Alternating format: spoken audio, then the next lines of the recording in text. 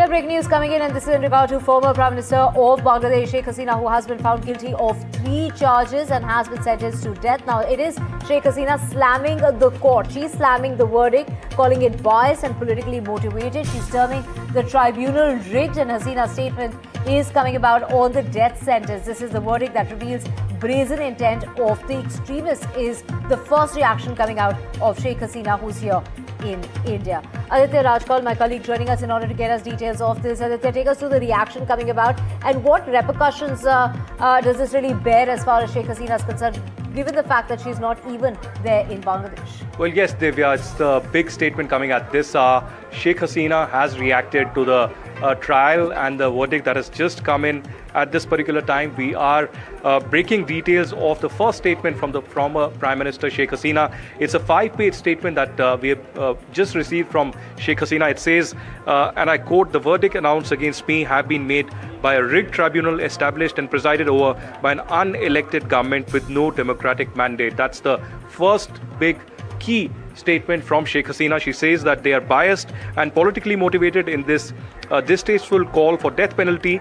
They reveal the brazen and murderous intent of extremist figures within the interim government to remove Bangladesh's last elected Prime Minister and to nullify the Awami League as a political force. So that's the crux of this entire statement. A rigged system, that's what Sheikh Hasina says, and they want to nullify both democracy and Awami League from Bangladesh entirely. Remember, earlier in an interview, exclusive interview with NDTV, Sheikh Hasina had said that Yunus has a relationship with radicals in Bangladesh. He's given an open, a free run to the radicals, and there are cabinet members with radical thought process, with links with terror groups as well. A big charge coming in from Sheikh Hasina. If I can take you through the statement, it also says that millions of Bangladeshis toiling under the chaotic, violent and socially regressive administration of Mohammad Yunus will not be fooled by this attempt to shortchange them for their democratic rights. They can see that the trials conducted by the so-called International Crimes Tribunal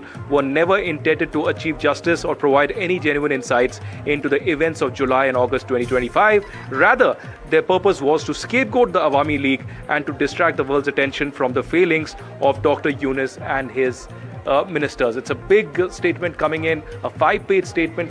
Sheikh Hasina, the former Prime Minister of Bangladesh, reacting from New Delhi to the verdict that is coming from the ICT, giving her death sentence in this particular case. It's a huge charge she's leveling against Mohammad Yunus, the chief advisor of Bangladesh as well, who has announced elections next year, early next year. But the question really is about democracy, the restoration of democracy, and will Awami League be allowed to contest elections? As of now, that doesn't seem like. It's the first reaction coming in from the Awami League top leader and the former Prime Minister Sheikh Hasina. We had early reaction from other ministers. Concerning the ICT, she has put out the timeline of the entire development over the last few months and how it has been concerning, and there have been human rights abuses by the Yunus government in the past as well. So this is the first statement.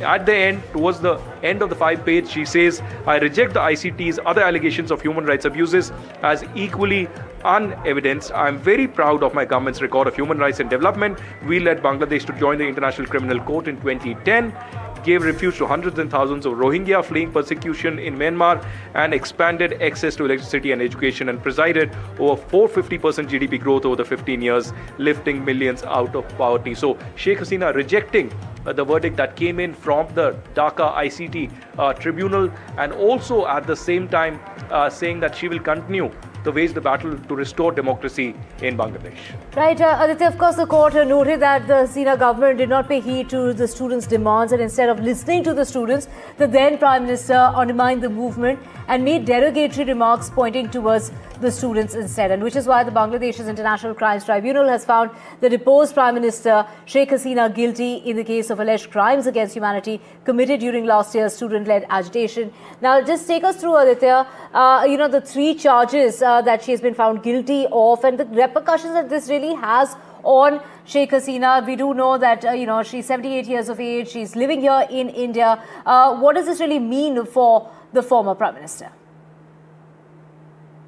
Stranded in New Delhi since 5th August 2024. She took refuge here and India immediately, gave her shelter. She is at a secret location somewhere in New Delhi. That's where she spoke to NDTV in detail about the current circumstances and situation in Bangladesh.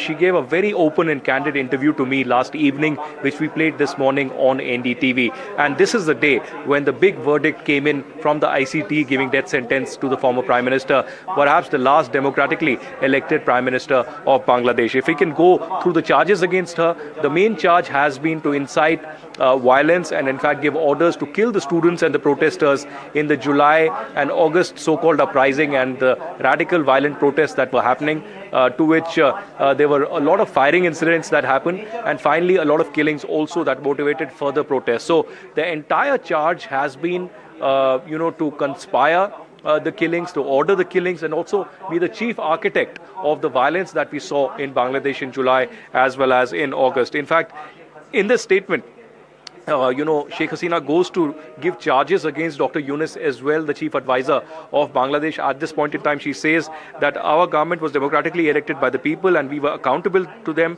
We sought their votes during elections and took pains to avoid any actions that could harm ordinary citizens. Dr. Yunus, on the other hand, came to power unconstitutionally and with the support of extremist elements. That's what Sheikh Hasina says. She goes on to say, under the rule, every protest from the students, garment workers, doctors, nurses and teachers to professionals has been met with suppression, some of it brutal. Peaceful demonstrations have been shot and killed. Journalists who attempt to report these incidents face harassment and torture. So these are the big charges that Sheikh Hasina in her first statement is leveling against Yunus. She also goes on to say that after taking control, Yunus's forces carried out killings and attacks in Gopalganj and even filed criminal cases against the wounded victims themselves, turning the persecuted into the accused. Then she says across the country, homes, businesses and properties belonging to hundreds of thousands of Awami League leaders and activists have been burnt and destroyed. So a very detailed, aggressive but factual statement given out by the former Prime Minister Sheikh Hasina against Mohammad Yunus, giving out details of how there were killings, minorities were attacked as well, but particularly Awami League leaders and activists and cadre have faced repression continuously ever since August last year, when Sheikh Hasina had to flee the country when there was massive violence outside the Prime Minister's residence. So at this point in time, of course, developments happening thick and fast. Just minutes after, there was a huge ruling by the ICT tribunal giving death sentence to Sheikh Hasina. Now Sheikh Hasina hitting back, saying that this is a political witch hunt and she will fight for democracy and fight against the authoritarian regime of Mohammad Yunus.